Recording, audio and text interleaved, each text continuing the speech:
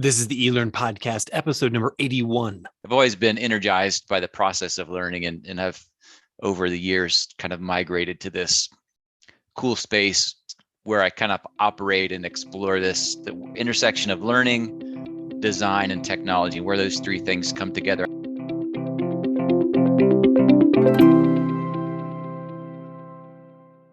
Welcome to the eLearn podcast. My name is Laddick, and I'm your host from OpenLMS.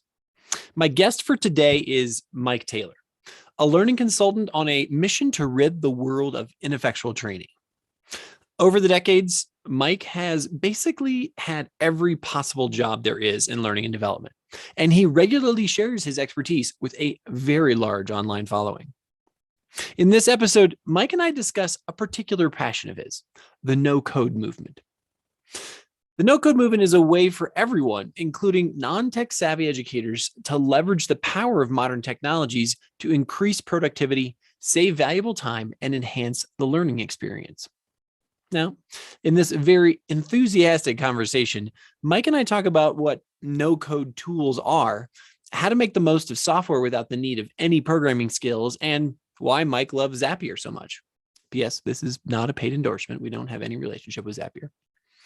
We also discuss a couple of examples of automated tools you set up once and then forget about, and the virtues of adopting an automation mindset with e-learning tools and apps. And of course, we also touch on some important disclaimers, such as small but notable startup investments, like the time it takes to initially set up tools, and the importance of spending a couple of minutes here and there testing, iterating what's going on to make sure that you're always up to date.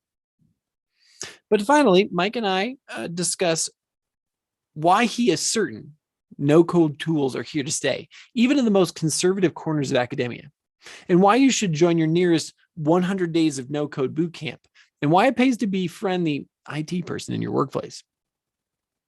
But before we get started, a quick word from our sponsors. The eLearning podcast is sponsored by the eLearn Success Series, a uniquely valuable set of events that bring together sector experts and thought leaders to offer solutions to the most critical challenges and issues at the intersection of education and technology. Get your free ticket to all 4 sessions at elearnsuccessseries.com. And OpenLMS, a company that provides world-class LMS solutions that empower organizations to meet education and workplace learning needs. Learn more by visiting openlms.net. Hello, Mike. Welcome to the eLearning podcast. How are you today? I'm great. How are you doing? I am fantabulous. I've got to come up with something new. That's what we like to hear. I mean, every day in Mexico City is a great day. And speaking of which, where are you? Where do we find you standing or sitting? Because it's kind of blurred in the background there. Yeah, so I'm in Columbus, Ohio. So we have the sun part of Mexico City, but not the temperatures. We're single digits today. So Whew. I do not regret not being in the single digits. I'm not going to lie to you. Yeah, anything you can send our way, we appreciate it. Fantastic. I'm excited to have you on the show today. You are someone that, literally tens of thousands of people know and follow as an edtech professional, someone who is in the cutting edge learning space. I've teed you up in the introduction to the podcast, talking about what we are about to talk about here. But why don't you take that, the 30 seconds or a minute and just kind of let everybody know who you are. Yeah. So, I've always been pretty passionate about learning. Even when I was in school, I was not the kid who can't wait to get out, because I'm energized by the process of learning. And to the point now, my family and my kids, if we're traveling, they're like, "Hey, Dad, historical marker, you got to go over there and read that," right? So wow, so they know, yeah.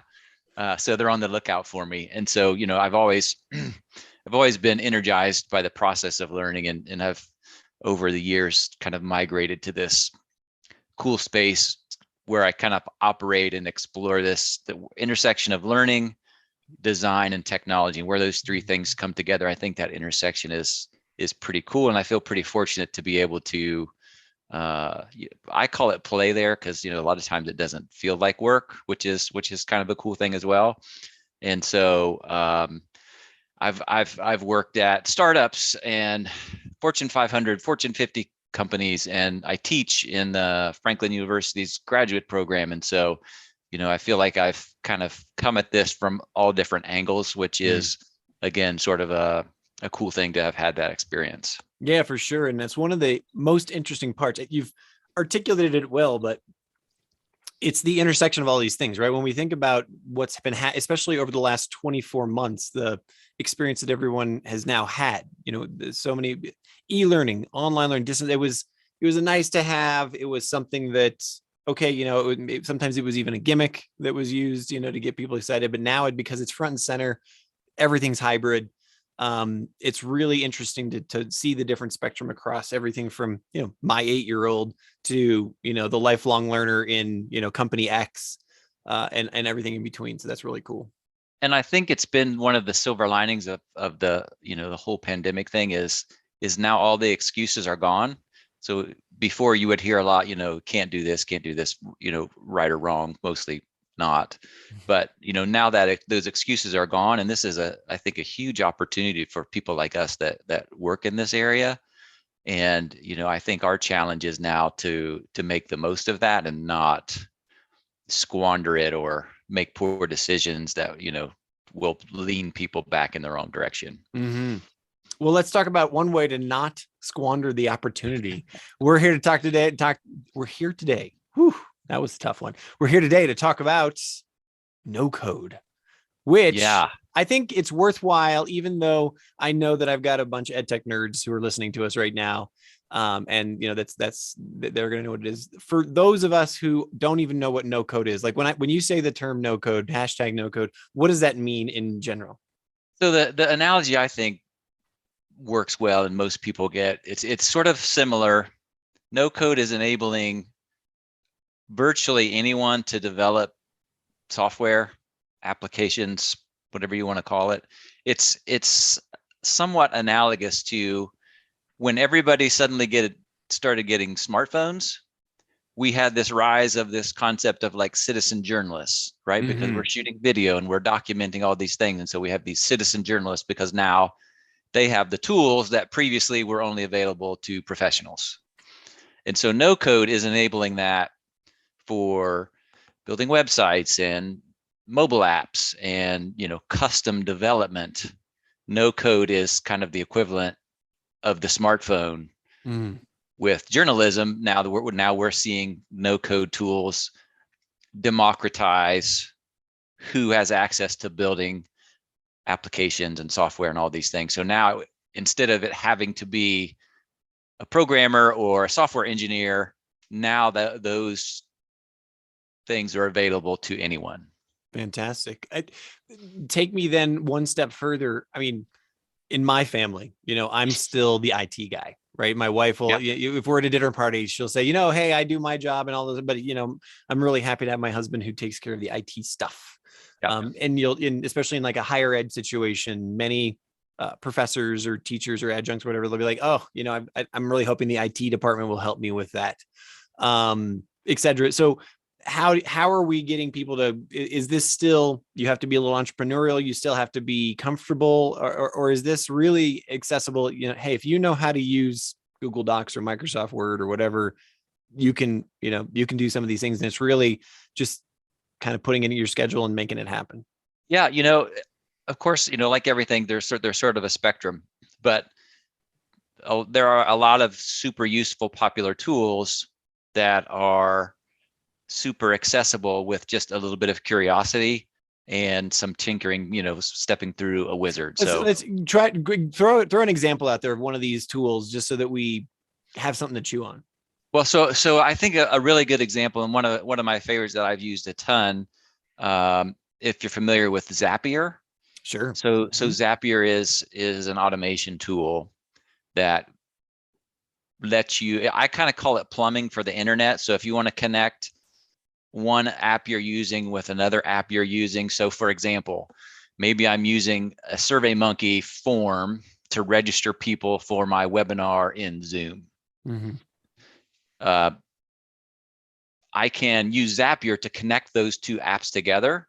So instead of logging into SurveyMonkey, downloading my spreadsheet, massaging the data, going somewhere else, uploading those registrations into Zoom, there's a really simple almost wizard-like experience in Zapier, I can say, okay, connect my SurveyMonkey account, connect my Zoom account, and then it says, okay, well, what's your trigger? So a trigger is person registers in SurveyMonkey, automatically put them in this Zoom session. And so 5 or 10 minutes of setting that up, and then it's hands off and it will run itself. So I don't know if I'm lazy or efficient. It probably depends on who you ask, but I hate doing that monotonous, brain dead copy paste. And we all have it, right? Well, but I think I think there's two parts to the conversation here. One is what's possible and those kinds of things, but also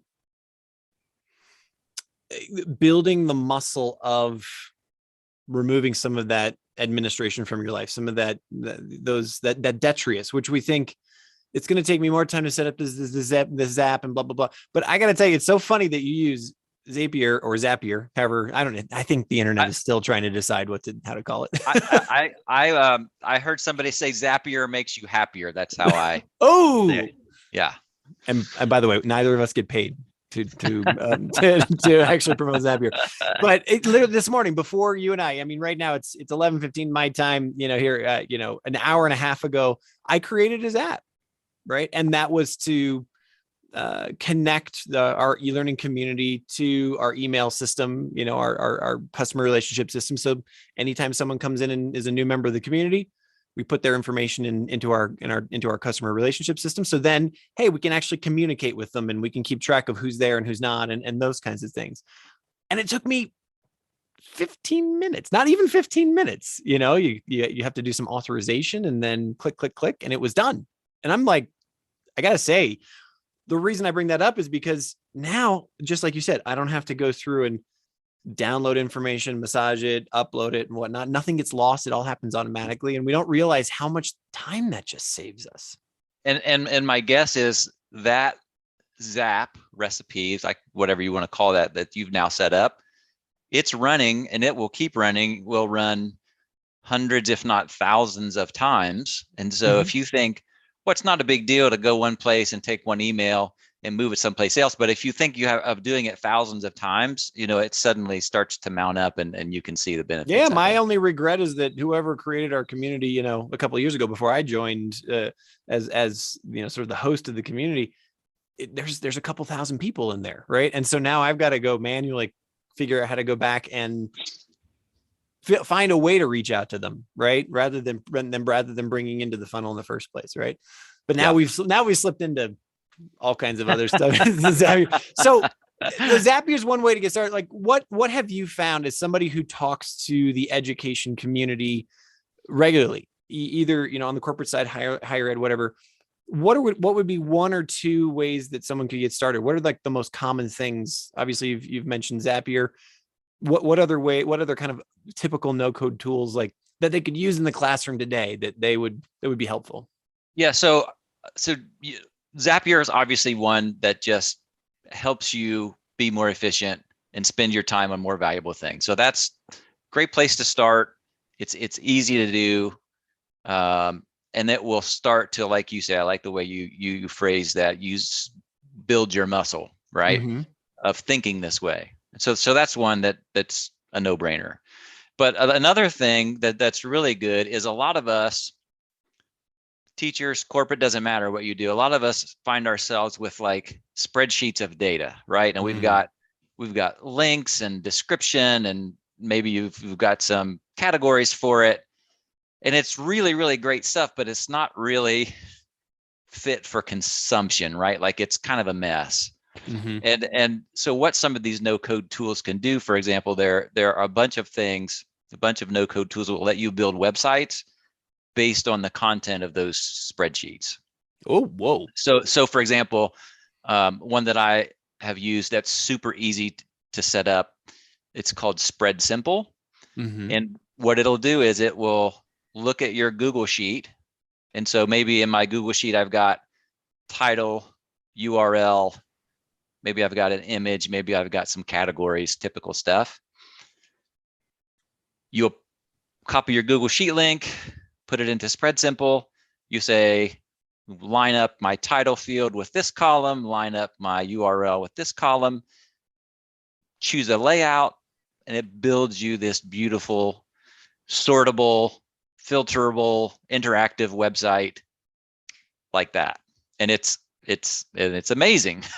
As other people, I didn't make up this term, but indistinguishable from magic, right? Like sometimes it's just, wow, that's amazing. Cool. And there's a little bit of configuration, but it's not anything that if you're curious, it's not difficult. Mm-hmm.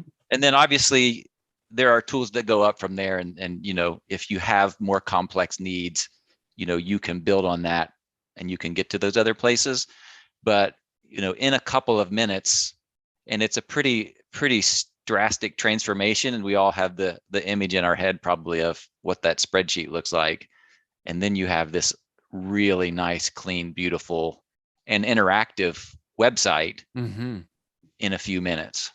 So I would think that many people listening right now, myself included, sometimes it's almost a little unbelievable. It's like, why didn't I do that before? Or is it really going to give me something that I can then go use? Like, I'm just wondering what other kinds of L&D or teaching tasks that are sort of normal pain in the butt kind of stuff that, could I, can I do now? Like you said, take a spreadsheet and turn it into a website. Is this, automating my slide deck that I'm going to be presenting? Is this, I don't know. You tell me. So yeah, I think really the only limit to a lot of this stuff is just your creativity. And once you start looking at things from this perspective, you're going to have ideas constantly. Oh, light bulb's going to go off. I can do this or I can do that. So, take for example apps. What it's like, well, what could you build an app for? Mm-hmm. Literally, probably anything you can think of. So, one that I've seen a lot of people use that's really great is Glide. So if you've seen Glide apps, I have not. But that's a tool. Again, it's based on a spreadsheet. So you, all your data is in a spreadsheet. Everybody can use a spreadsheet, and then you can build a mobile app based out of that. So it could be, for example, maybe you've got a conference or an event you want to manage.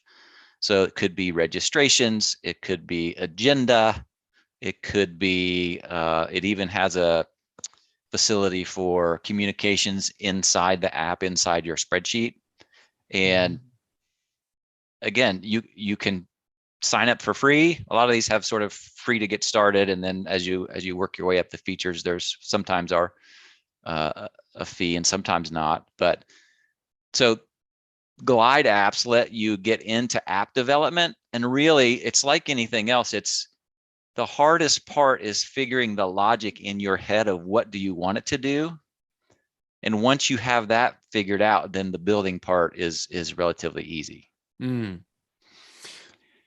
want to pivot for a second, because it's really easy to be a fanboy because we're both boys, right? Yeah. What are the drawbacks? What are the challenges? What are the hiccups, the glitches, the things that you've experienced or you've seen other people experience where that didn't quite work, or this didn't go the way I planned it? Like what have you seen, and how we could maybe avoid some of those? Well, I think when you're building apps or websites or any kind of project like that involves any kind of development, is you have to be clearly defined on what you want it to do. So if your idea is fuzzy and I want to do this thing, but I'm not really sure, if you can't drill into the details, then it's going to be hard to build no matter what, whether you're using code or not. And then the other thing is, and I'm guilty of this myself, is I want to do this amazing thing, and I want to go from 0 to 100 like today. And especially when you're learning, you have, it's not very steep, but as you start to get into more advanced features, there can be a learning curve. And so trying to go from 0 to 100 and do this all right away, instead of sort of, what's your MVP? Start there, right? What's my minimum viable product? I was gonna say, we got to tell them what an MVP is. Your minimum viable product. Sure. Yeah. Right. So, do that, my proof of concept, whatever you want to call it, and then my experience is it's better to start small with something like an MVP and then get it out into the world and then, modify it as you go, than trying to spend months and months and months building the perfect thing before you do anything with it. Because my experience on that second approach is usually it never happens at all. Sure. We've had plenty of guests on this show, maybe not plenty, several guests on this show, and also in the eLearn Success Summit that have talked about the concept of just like don't build your class from scratch, right? Don't build your course from scratch. Like there's probably someone else has already built the materials, the learning materials, or the assessments or whatever, and you can take those and modify or whatever. All I'm in the back of my head right now is this sounds like a great job for a graduate assistant, or a great place for an intern or somebody else down the food chain in my corporation to do. What are your thoughts on that? Is this something where I should be hands-on if I'm the learning professional, if I'm the instructor, or whatever my title happens to be, or is it worthwhile to hand this off to somebody and use that as my way to get into it? Well, I think it could work either way. Obviously, if you are the person with the idea and the vision, you're going to have to be involved to get that across, and you're going to have to be, at least at a minimum, be a sort of a subject matter expert on the project and check in from time to time. But that's one of the great things about this is it could be a graduate assistant. It could be, somebody who is just eager to learn more and they want to do it and they've got some availability that you can tap into and leverage. And so, yeah, it could be literally anybody could be the hands-on person doing this kind of stuff. Okay. So now I've got an idea. I'm a professor of X, or I am, the training manager of company Y. How do I go out and start discovering these things? Is it, the simple, hey, let me Google that for you? Or are there directories? Are there places? Are there forums? Like where should I go listen and raise my hand and say, I want to do X. How can I find that? Yep. So there's a pretty lively, active, much like the learning space. People in this space are very willing to help and share. And I did this, and here's my template or whatever. So it's very similar to our field in that sense. We talked about Zapier. They've got a community. So if you have questions or trouble, there are people there doing this, that they do it full time. That's their, they have companies that build this stuff. So if you don't have time, or for whatever reason you want somebody to do it for you, that's another benefit we didn't really talk about, is you don't have to do it. You can hire somebody, and because they can do it faster and in less time, you can get a custom app built a lot faster and a lot cheaper than if you were to go find somebody to code it. So that's another benefit that probably not talked about as much, but it's I still think a worthwhile benefit.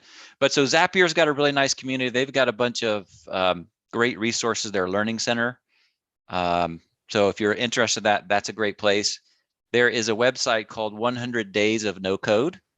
Oh. And you can go and sign up for free, and it's literally 100 days. They send you an email each day. Here's some little piece of information. Here's a little project to try. It varies each day. And so you don't have to do them all, obviously, do what you can. But if you do, pick and choose those pretty well, at the end of 100 days, you're going to be in a pretty good place to jump off and if not before 100 days, to start building your automations or building the website or whatever it is that you want to do. That's going to help you do that. And then one other really good resource, there's a website called Makerpad, and they will just have a bunch of projects and, how to build whatever you were saying, how to build a communication, whatever system, like you were talking about, right? And here's the 3 apps that I connected to do this, and here's the step-by-step, and they'll record that and share it. And it's another sort of community resource. Right. A lot of those are free. Some of them, the more advanced one, you've got to be a paying member, but it's a great resource for ideas and what are people doing, and hey, I have this problem, who can help me? And so those are three really good places I think that anybody could get a pretty good start on wrapping their head around what the heck we're talking about here. This is no lie. I'm actually really excited about the 100 days of no code. Like, I always love those, sort of drip me that information on, it's like the daily word or the daily vocabulary thing or whatever, where sometimes you'll go a week or two without being able to check that. But that the right email comes at the right time, or the right little piece of advice comes right just when you need it for, that's just how the universe works. And mostly if you're interested in this, it seems to be taking that first step and getting, just go do something rather than sitting around and kind of thinking about it too much or overthinking it or whatnot. I think that's really important. My next question for you is, imagine I am in, the university or the corporation or whatever. How much of this stuff is going to run into a blockade from the IT department, right? Like, for instance, in my company, we just have policies and rule about what you can do and can't do. Got to worry about student data, these kinds of things. What kind of concerns do I need to be front and center for me? Yeah. So there's always going to be firewalls and blockades and hurdles and stuff. But the important thing to know is, it's not just random people like you and I and individual consultants and stuff like that who are using all these no-code tools. So it's being used by Microsoft and Apple and big companies like that. I saw some data that said 9 out of 10 companies that are using no-code tools consider it critical to their operations. Mm-hmm. So it's here in a big way, and it's not going anywhere.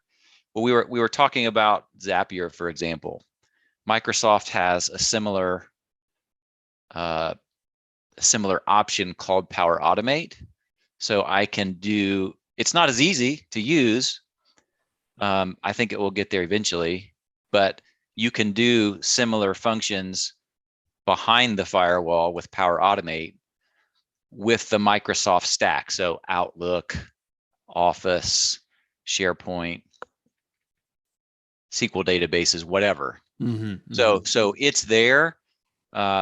It's probably not as friendly as more consumer versions, but it's there and it's not going away. And I think over time it will get easier. So, things like firewalls may drive which choices you make, but you're still going to have choices available. All right. And at the end of the day, ask somebody. I guess at the end of the day, it's really, if you want to do something, it's just, don't be shy about it. Don't be shy. Just you said, like in the Zapier community, go out and ask questions, but it's also in your company or in your practice or in your school or whatever. Just raise your hand. I mean, the worst that can happen is somebody says, I mean, you could get a no, but usually it's always a no, but, or a no, maybe, or something like that. Absolutely. Or no, we can't do option A, but we have option B that will work. And, maybe it's better, wherever the case may be. But to your point, ask, I'm always surprised that people, well, did you ask? Well, no, they just will never let us. Well, how do you know? Maybe so, maybe not. Like, go ask. Like you said, there's no harm to it. And make friends with those people, right?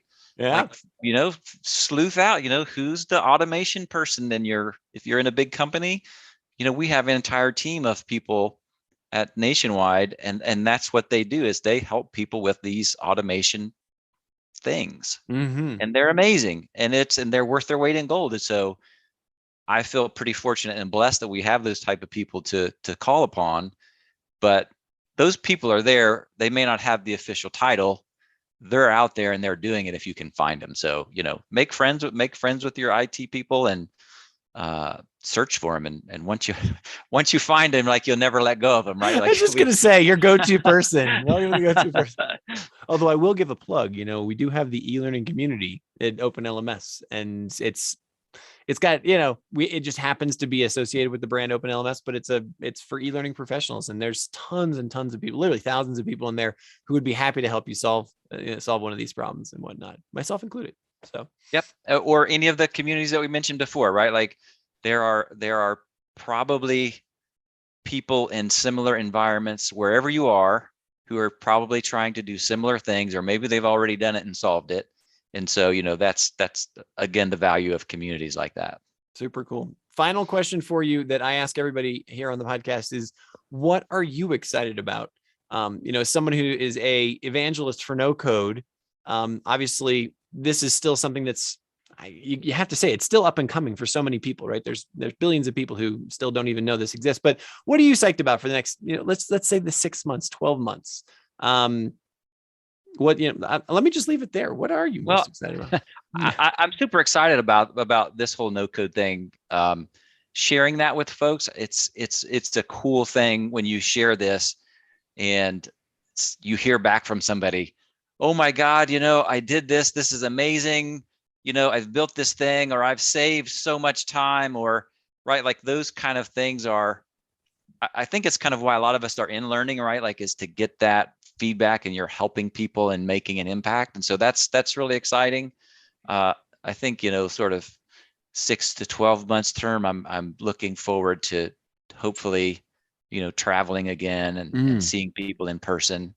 Then a small number of things, this year, a little bit, but, I'm looking forward to getting back to seeing people in person and not wearing the full hazmat suit every time you do, right? Every time you go to the grocery store or whatever it is, depending on where you are.